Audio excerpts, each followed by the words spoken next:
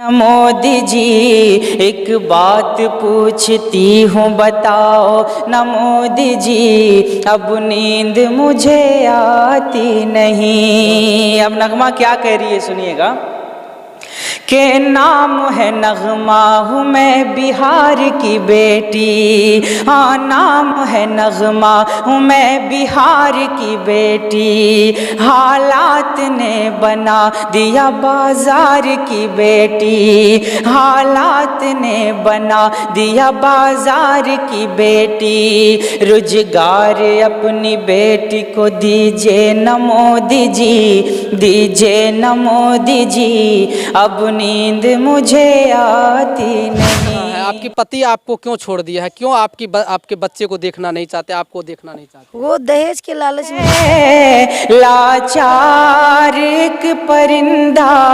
आवाज दे रही है। मैं प्यार का हूँ नगमा ये सबको बता रही है। तो सच में नगमा के साथ गलत किया है, क्योंकि उसने मुझे धोखा दिया। एक बच्ची पैदा करके रोड पे मुझे छोड़ दिया है। लेकिन मैं भीख ट्रेन में नहीं मांग करके मेहनत कर रही, लेकिन मेरी हालत भीख मांगने जैसी। एक दर्द गा रहा हूँ नगमा की ये कहानी सबको सुना रहा हूँ। नगमा की ये कहानी सबको सुना रहा। हक पे लड़े हैं लड़ते रहेंगे और नेता ही कुछ ऐसा है। और हिंदू मुसलमान सिख ईसाई सबके लिए ये लड़ते हैं। पहले भी मुझे एक ही चीज़ चाहिए, अपना घर चाहिए, क्योंकि मैं अभी भी भाड़े के घर में रह रही हूँ, गुमनामी की ज़िंदगी जी रही हूँ। और झिटकिया में जहाँ मेरी माँ ज़मीन खरीदी। नमस्कार मित्रों, अब इस वक्त हम नगमा जी के घर पे हैं। आप देख सकते हैं वही चेहरा है जो बताने का मोहताज नहीं है। ये चेहरा काफी वायरल चल रहे थे एक समय में। और हमारे साथ सिंगर गुलजार अहमद जी है। आइए, पिछला वीडियो में आपको बताए थे, अगला वीडियो में बताएंगे। तो आप हम नगमा जी से पूछेंगे इनको बार बार क्यों हमला किया जाता है, आखिर वो हमला करने वाला व्यक्ति कौन है। नगमा जी, पहले हम तक न्यूज में आपको स्वागत है जी। धन्यवाद सर। और आपके साथ बार बार हमला हो रहे हैं, कहीं ना कई बार आपके साथ एक्सीडेंट भी हुआ है और मारने का प्रयास किया गया। आप ये क्या, आपको किस लिए मारने का प्रयास किया जा रहा है? सर, अपना बिहार में तो हमेशा देखा गया है कि अगर कोई बेटी आगे बढ़ती है तो बहुत सारे इंसान को प्रॉब्लम हो जाता है। जब तक दुख था मेरे पास तो सब देख रहा था, खुश था। जैसे खुशहाली आने का शुरुआत हुआ, वैसे मेरे साथ फिर से वो लोग प्रॉब्लम क्रिएट करते। और अभी हम गुमनामी का ज़िंदगी जी रहे हैं, क्योंकि हम झिटकिया में सुरक्षित नहीं है। हम एसडीएम साहब से गुहार भी लगाए थे और हम मांग भी किए थे कि कहीं हमको सरकारी 5 धूर ज़मीन दे दिया जाए, जहां हम चैन सुकून से रह सके। लेकिन सब आंख बंद कर लिए। और डीएम सर को भी हम अपना प्रॉब्लम बताए तो वो हमको प्रत्यक्षता वाला फॉर्म दे दिया, बोले भर के जमा करो, तुमको कुछ 20-25 हज़ार रुपये मिल जाएंगे। और उसमें भी 2 गवाह दीजिए, आधार कार्ड दीजिए, सबका मोबाइल नंबर दीजिए। आजकल गरीब का गवाह कौन बनना चाहता है। अच्छा नगमा जी, मुझे एक चीज़ आपसे जानकारी लेना था। आपके बार बार जो हमला किया जाता है वो व्यक्ति क्यों आपके साथ हमला करता है? आपके साथ क्या हुआ कि आप रोड पे आ चुके हैं और ऑटो रिक्शा चलाने के लिए? सर, अगर हम टोटो रिक्शा नहीं चलाएंगे तो मेरा ये बच्चा भूखा सोएगा। ये भूखा रहता है, उस दिन 30 दिन हम गाड़ी नहीं चलाते हैं। हमारी मजबूरी है रिक्शा चलाना। हमें अगर रिक्शा चलाना होता तो फिर हम बीए एमए क्यों करते, ये बताइए। हम तो इसलिए पढ़ाई किए ताकि हम सर्विस करें, कोई ढंग का जॉब हो मेरे पास, जिसका कोई अस्थाई हो, जिसमें फ्यूचर। आपका पति कहाँ है? आपकी पति आपको क्यों छोड़ दिया है? क्यों आपके बच्चे को देखना नहीं चाहते, आपको देखना नहीं चाहते? वो दहेज के लालच में दूसरा शादी कर लिया। वो एक अय्याश टाइप का इंसान था और वो पढ़ा लिखा भी नहीं था। एलकेजी से स्कूल से भागा हुआ है। हिंदी इंग्लिश भी बहुत टोटा के पढ़ पाता है। अच्छा आपको साथ जो हमला किया वो व्यक्ति कौन हो सकता है? देखिए, बड़े बड़े लोग हैं जिनका नाम लेते हुए हम डर रहे हैं। हमारी इतनी औकात नहीं कि उनका नाम ले, अगर लेंगे तो मेरा पूरा परिवार को मार दिया जाएगा। लेकिन मेरे पति के जरिया ही सब कुछ करवा रहे हैं वो लोग। स्कॉर्पियो में बैठ के मेरे पति के घर जाते हैं और सब मिल के प्लानिंग करते हैं। और मेरे पति को ये कहा जाता है कि नगमा को मार के रास्ते से हटा दो, क्योंकि अगर वो ज़िंदा रहेगी तो अंजार आलम जी आपको जेल हो जाएगा, उम्र कैद हो जाएगा, नहीं तो फांसी हो जाएगा। क्योंकि आपने तो सच में नगमा के साथ गलत किया है, क्योंकि उसने मुझे धोखा दिया, एक बच्ची पैदा करके रोड पे मुझे छोड़ दिया है। लेकिन मैं भीख ट्रेन में नहीं मांग करके मेहनत कर रही, लेकिन मेरी हालत भीख मांगने जैसी ही है। चलिए देख सकते हैं कहीं ना कहीं एक बिहार के बेटी जिस प्रकार से बेटा को अधिकार मिलता है उस प्रकार से आखिर बेटी को क्यों नहीं। बाकी तमाम मुद्दे पर बात करने के लिए हमारे साथ देख सकते हैं गुलजार अहमद जी और कहीं ना कहीं AMIM के नेता है और सद्दाम जी है हमारे साथ। आइए गुलजार जी से कुछ दो लाइन लिखे हुए हैं नगमा जी हैं गुलजार अहमद जी। बहुत अच्छा। और आज चंद लाइन 2-4 लाइन आप लिखे हैं नगमा जी के ऊपर, हमारे दर्शकों का 2 लाइन सुनाइए जी। कोशिश करते हैं जी। कि एक नगमा की कहानी 2 लाइन में कहने की कोशिश करते हैं, सुनिएगा। दिल से सुनो यारो, दिल से सुनो यारो, एक दर्द गा रहा हूँ। दिल से सुनो यारो, एक दर्द गा रहा हूँ। नगमा की ये कहानी सबको सुना रहा हूँ। नगमा की ये कहानी सबको सुना रहा हूँ। और एक लाचार परिंदे की फरियाद सुनिएगा कि लाचार एक परिंदा आवाज दे रही है, लाचार एक परिंदा आवाज दे रही है। मैं प्यार का हूँ नगमा, ये सबको बता रही है।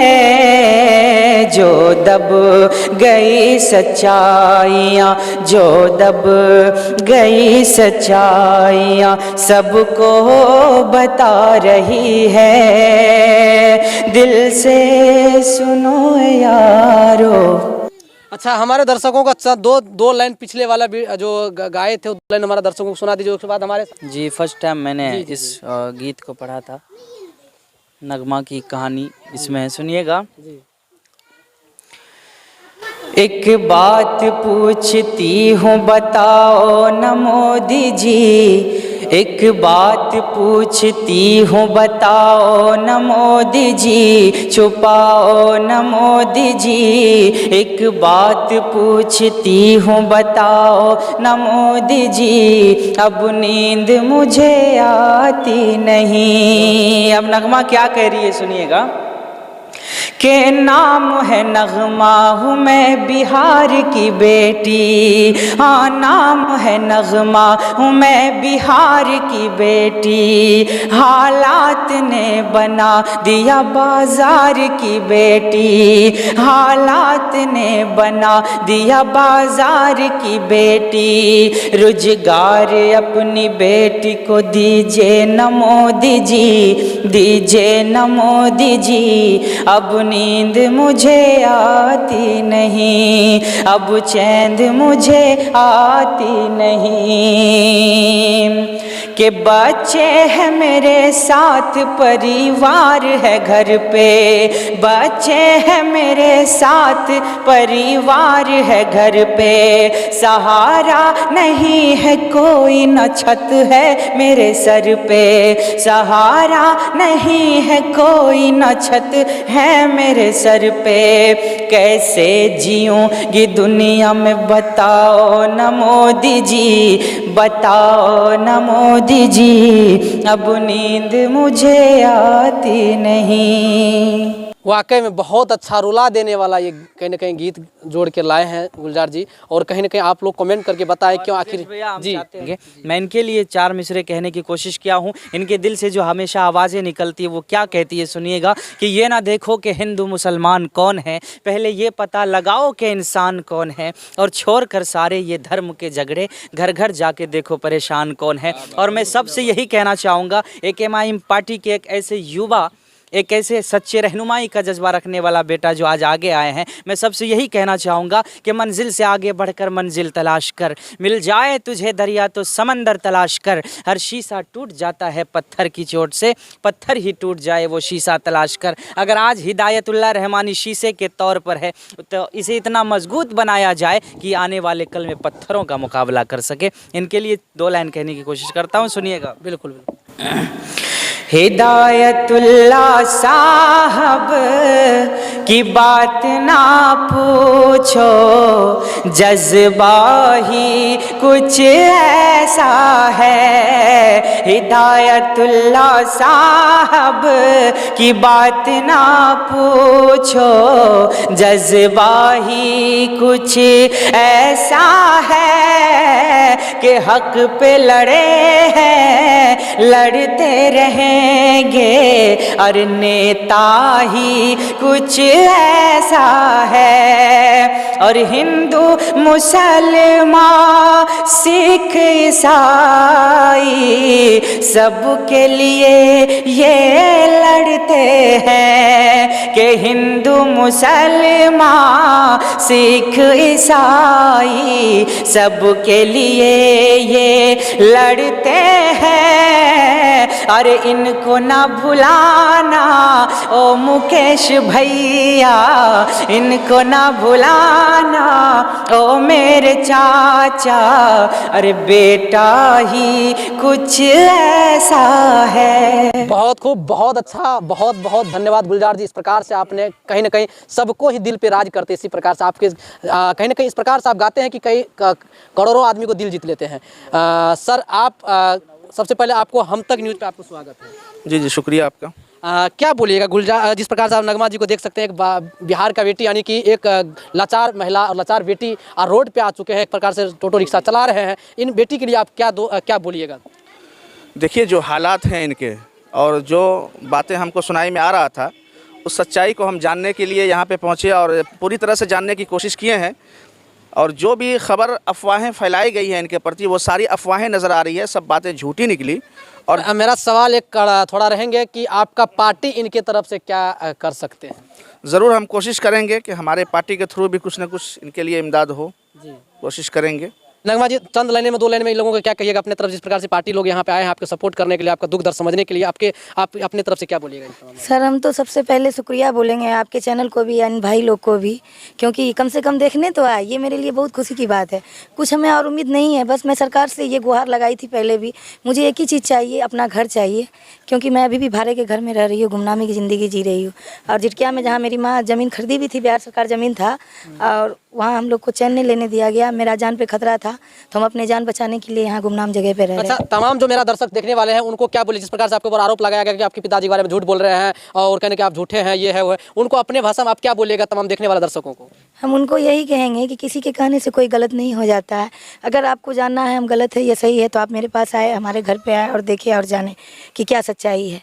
और हम जो भी बात बोलते हैं कभी झूठ नहीं बोलते हैं, मेरे पास हर बात का एविडेंस है, और मेरे खिलाफ बोलने वाले से आप एविडेंस मांगें।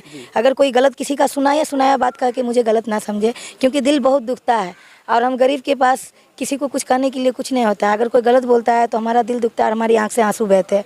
हमें रुलाना अच्छा लगता है, हमें दुख तकलीफ देना अच्छा लगता है, तो शौक से हमें गलत समझे। लेकिन हम कितना गलत है ये रहमानी भाई भी बता दिए, सद्दाम भाई भी बता दिए।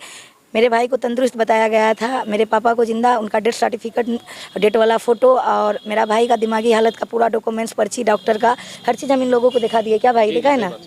तो आप बताइए इससे बढ़ के एविडेंस क्या देंगे? मेरे बारे में कहा गया था अगला न्यूज़ में मेरे पति के द्वारा कि मेरा ही लिखा आवेदन से कि देखिए वो केस कर रही है, कोई मेरे साथ गलत करेगा तो हम केस नहीं करेंगे। बिल्कुल। क्या आप वो आवेदन निकाल के दिखाइएगा, देखिए नगमा शरीफ आदमी पे केस कर दी। दुनिया में लाखों इंसान मेरे बारे में देखिए गलत कमेंट किया है, हम कहाँ किसी पे केस किए हैं? मेरे बारे में लोग बहुत कुछ उल्टा पुल्टा बोला है, हम कहाँ केस किए? सो आप लोग खुद देख रहे हैं, आप लोग को भी धमकी दिया जाता होगा कि नगमा से दूर रहिए। गुलजार भाई बोले कि हमको धमकी दिया गया जिटकिया में कि गोली मार देंगे नगमा के पास जाएगा, तो इतना कुछ बोला जाता है हमको आए दिन, कैरेक्टर लेस, तुम गंदी हो, ये हो वो हो। हम कहाँ किसी पे केस कर रहे हैं? यहाँ तक कि मुझे मारा भी गया है, जिटकिया में बहुत नेता मंत्री लोग मुझे मारे भी है, क्योंकि पता नहीं उन लोगों की नज़र में मेरी खूबसूरती चुभ गई थी। इसीलिए हम अपने आप को पागल के वेशभूषा बना के रखते हैं, ताकि किसी की नज़रों में हम ना चुभे, कोई नेता मंत्री का हम शिकार ना हो। वो लोग जो चाहते हैं वो कभी पूरा नहीं होगा। मैं मर जाऊंगी लेकिन मैं गलत कभी नहीं करूंगी। क्योंकि जानते हैं ये शरीर जो है मरने के बाद यही मिट्टी में जाएगा। कब्र का जो अजाब होता है ना, उससे बड़ा कोई अजाब ही नहीं होता है। हम अपने शरीर को नापाक कर लेंगे ना तो ये कब्र भी मुझे कबूल नहीं करेगी। ये तो 4 दिन की ज़िंदगी है, 2 दिन तो मेरा कट ही गया है, 2 दिन बचा हुआ है। 2 दिन जीने के लिए हम अपने शरीर को ना नापाक कर सकते हैं, ना गलत काम कर सकते हैं। हम जिएंगे तो सर उठा करके, वरना सर कटा लेंगे। हम मेहनत कर रहे हैं, मेहनत ही करेंगे, कुछ गलत कभी नहीं करेंगे। चलिए, बहुत अच्छा और तमाम मुद्दे पर जवाब दिया। और कहीं ना कहीं आप लोग कमेंट बॉक्स में कमेंट करके बताएं कि इस तरह की कहीं ना कहीं सोच रखने वाले भी हमारे बिहार में, हमारे भारत में अभी भी मौजूद हैं। और कहीं ना कहीं जिस प्रकार से नगमा जी के ऊपर उंगलियां उठाया गया और गलत कहा गया, लेकिन नगमा जी जिस प्रकार से अब स्टेटमेंट दिखा रहे हैं और जवाब दे रहे हैं, मुँह तोड़ जवाब दे रहे हैं, तो कहीं ना कहीं ये सच है। और आप लोगों को, मुझे पता है कि इनका बात सुन करके आप लोगों को बुरा लगेगा, फिर तरह तरह का कमेंट करिएगा, गाली भी दीजिए कुछ कमेंट में, तो उससे फर्क नहीं पड़ता है। बाकी आप लोग देखते रहिए हम तक न्यूज़, हम तक एक्सप्रेस। जय हिंद, जय भारत।